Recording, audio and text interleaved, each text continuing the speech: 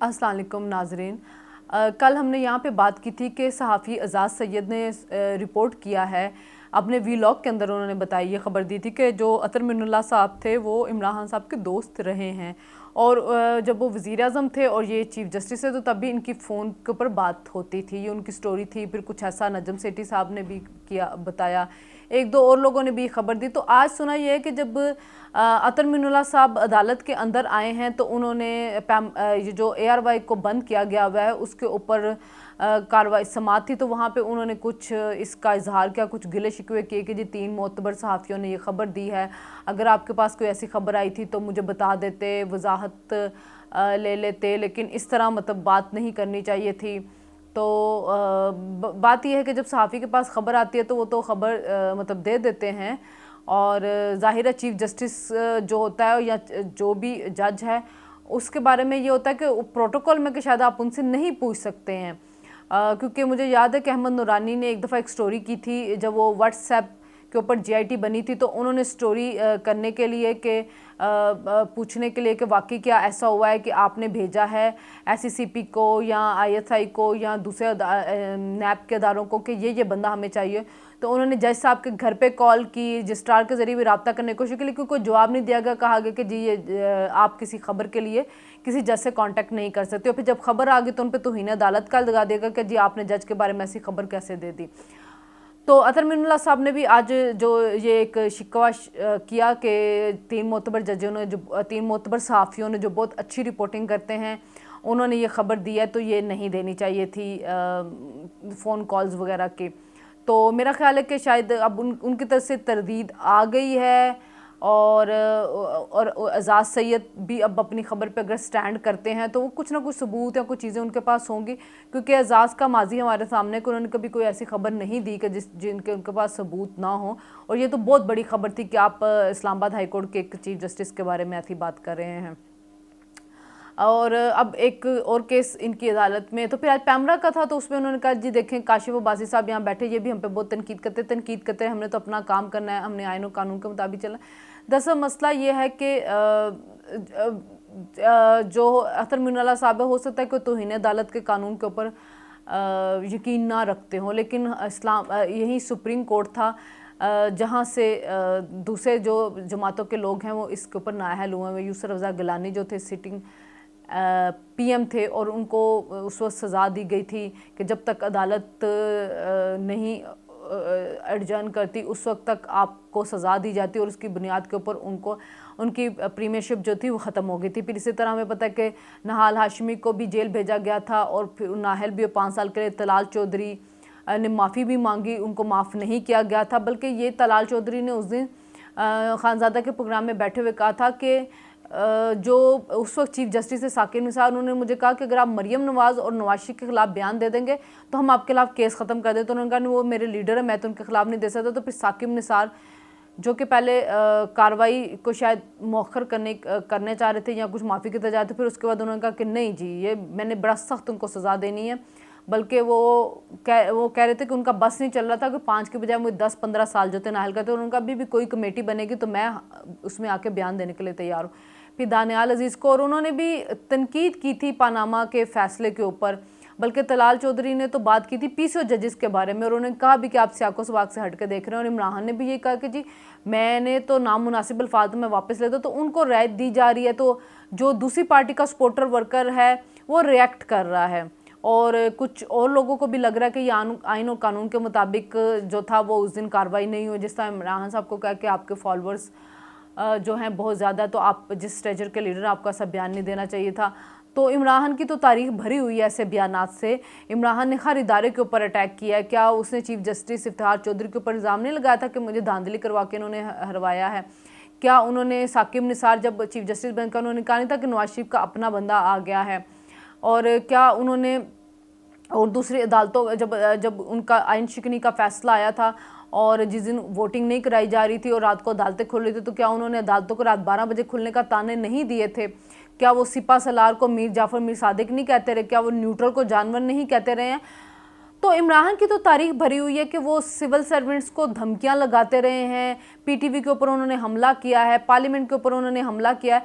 तो ये सारी उनकी एक माजी रहा है। और कल तो वज़ीर आज़म साहब जो हमेशा से एक मुफाहमत की पॉलिसी के ऊपर चलते रहे हैं, जो अपोजिशन में होते हैं मिसाके मैशत की उनको दावत देते, कल वो फट पड़े। उन्होंने कहा कि जी इमरान खान साहब से ज़्यादा झूठा मकार बंदा मैंने देखा नहीं है, सारी मैशत उन्होंने तबाह की है और इस वक्त जो इनका किया हुआ है वो हम भुगत रहे हैं। हमें पता था हालात कैसे हैं, लेकिन हम रियासत बचाने के लिए आए हैं और अपनी सियासी साख के ऊपर उन्होंने रियासती साख जो थी उसको तरजीह दी है। और हमने देखा कि आईएमएफ वो सही कह रहे हैं कि आईएमएफ ने लकीरें निकलवा दी उनसे, जिस किस्म की आईएमएफ, और आईएमएफ की आज रिपोर्ट भी आई है जिसमें आईएमएफ ने कहा है कि जी पिछली हुकूमत ने जो वादे किए थे बजट खसारे को लेके, सरप्लस को लेके, और वो उन्होंने पूरे नहीं किए। तो किया तो इमरान ने यही था ना कि जब हुकूमत जाते देखी तो उन्होंने पेट्रोल की प्राइस भी कम कर दी और बिजली की कीमत जो थी वो भी 4.5 पे कम कर दी, जो कि आईएमएफ के साथ इन्होंने छठे रिव्यू के अंदर नवंबर में उनके साथ एग्री किया था कि हम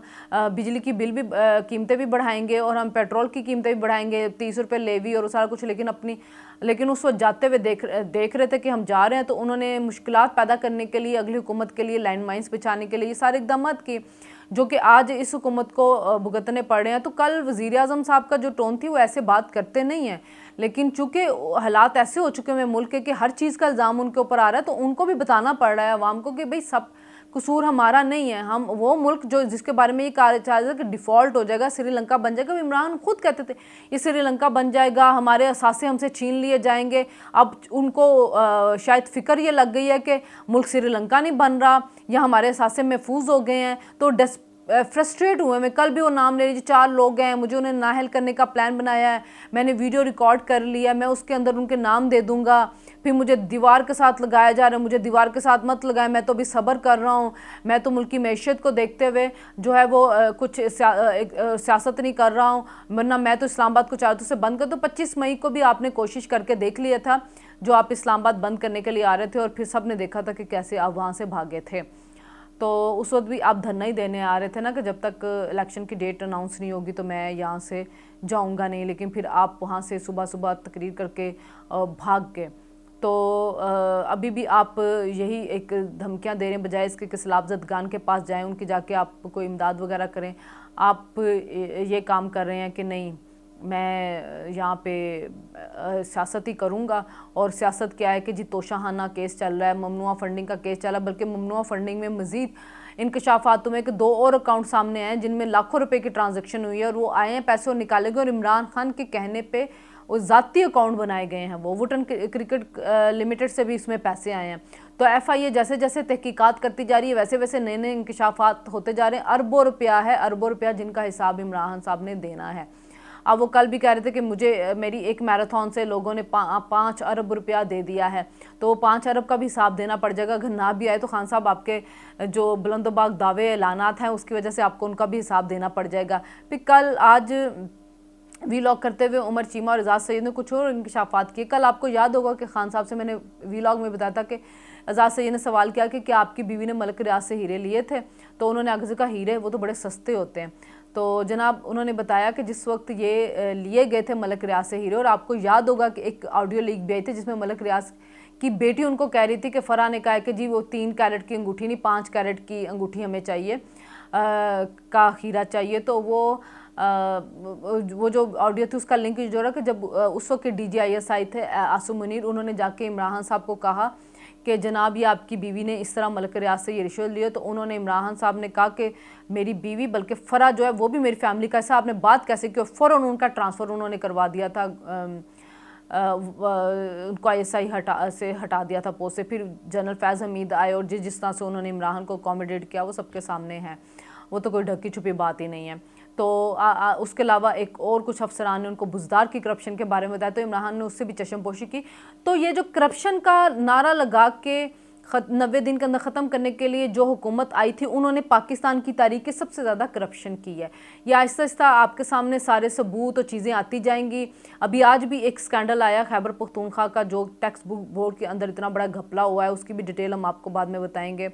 BRT का स्कैंडल सबके सामने है कि उसके अंदर भी कितने अरब रुपए का जो है वो बेज़ाब्तियाँ सामने आई हैं। फिर बिलियन ट्री सुनामी जो आपका था वो 1 अरब दरख्त लगाए, सारे 25 करोड़ आपने दरख्त लगाए हैं। और एहतसाब का जो निज़ाम था खैबर पख्तूनख्वा में, वो हमने देखा था कि एहतसाब का आपने अदारा बनाया, फिर उस इदारे को खुद ही ख़त्म कर दिया क्योंकि आपको पता चल रहा था कि मेरे लोगों की करप्शन सामने आनी शुरू होगी। तो जो नारा लगा के आप आए थे ना, जैसे वो सिर्फ एक सियासी आपका स्टंट था। असल में आपके करप्शन ख़त्म करने नहीं आए थे, आप माल कमाने आए थे और आपने सबसे ज़्यादा माल कमाया है। चूँकि आपने सारी प्रॉपर्टियां बहन के नाम पे बना दी और साकिब निसार जैसे बंदे ने उसको वेरीफाई कर दिया और आपकी बहन को छूट दे दी, तो इस वजह से आप अभी तक सादिक और अमीन का लक़ब लेके दुनिया में घूम रहे हैं और तमगे सजा के अपने छाती के ऊपर कि मैं सादिक और अमीन हूँ, जबकि सबसे ज़्यादा करप्ट और फ्रॉड आप ही हैं। तो आस्ते आस्ते चीज़ें जो आवाम के सामने आती जाएंगी कि किस तरह आप कहते हैं कि जी आईएसआई ने मुझे बताया कि नवाज शरीफ करप्ट है, जरदारी करप्ट है, तो मैं मान गया। तो जब उस वक्त आईएसआई ने बीवी के बारे में बताया तब क्यों ना माने, बुज़दार के बारे में क्यों ना माने, आईएसआई ने बताया कि साजिश नहीं हुई अमरीकी, तो वो क्यों नहीं माने। तो वो अमरीकी साजिश का भी बयानिया जल्द ही आपके सामने दम तोड़ेगा और आपको नज़र आ जाएगा कि कैसे वो बयानिया बनाया गया था। क्योंकि जब इक़्तिदार जा रहा था आपको पता था अवाम के पास जाने के लिए मेरे पास कुछ नहीं, और अभी भी आपके पास कारकर्दगी दिखाने के लिए कुछ नहीं, कोई चीज़ आप बता नहीं सकते हैं। सिर्फ ये कि अब आप इन पर इल्ज़ाम लगाने लगे कि महंगाई होगी, महंगाई हो गई, और महंगाई आप ही की वजह से हुई है। बिजली के जो बिल इतने बड़े हैं, सबको पता है कि हाइडल पावर जो जिसके ज़रिए सस्ती बिजली बननी थी, आपने उसके मंसूबे कंप्लीट नहीं किए। कोयले के जो मंसूबे थे उनके साथ रिवॉल्विंग अकाउंट बना के उसकी पेमेंट करनी थी, आपने वो मंसूबे पे पेमेंट ही नहीं करते रहे। वो मंसूबे सीपैक के तहत चाइनीज़ कंपनी ने बंद कर दी। फिर रज़ाक दाऊद और जो बाबर नदीम थे, उनके महंगे जो पावर प्लांट्स थे आपने फर्निस ऑयल के साथ चलाए, और ऑयल इतना महंगा उनके लिए मंगवाया गया जिसका हमेयाजा आज फ्यूल एडजस्टमेंट की सूरत में आवाम भुगत रही है। और वज़ीर आज़म साहब ने अब रिलीफ दिया 300 यूनिट वालों को। आईएमएफ को ज़ाहिर एतराज़ नहीं होगा, आईएमएफ को एतराज़ इसलिए नहीं होगा कि उनका ये होता है कि जो बजट खसारा अगर आपका ना हो और आपने कोई रकम एलोकेट की है टारगेटेड से सब्सिडी देने के लिए, तो वो या तो आपने कोई अपना एक्सपेंडिचर कम करके या कहीं से रेवेन्यू जनरेट करके की हो, तो फिर तो आईएमएफ को एतराज़ नहीं होता।